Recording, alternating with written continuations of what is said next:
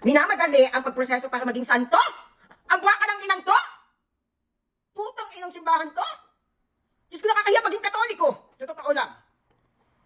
Pukin ang inang yan. Mas kaya, ay, Diyos ko na lang talaga. Nakakahiya. Maging katoliko ngayong mga panahon na to.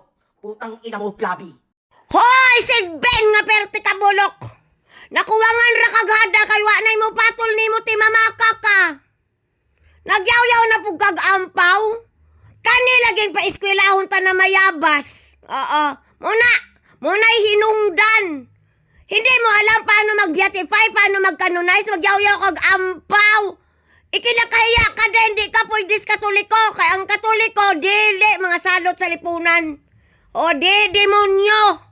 Oo nga pareha ng imong tatay nga karton. O, di ba?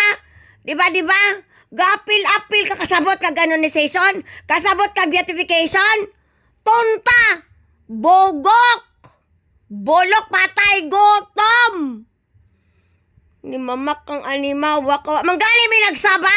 Nga perti na ninyong lama-lama kay Rene Baterbonya mo ura po ninyong santo.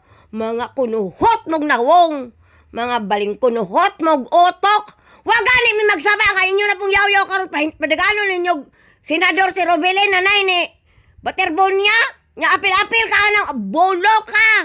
May pagmanguha kag pasaw, bye.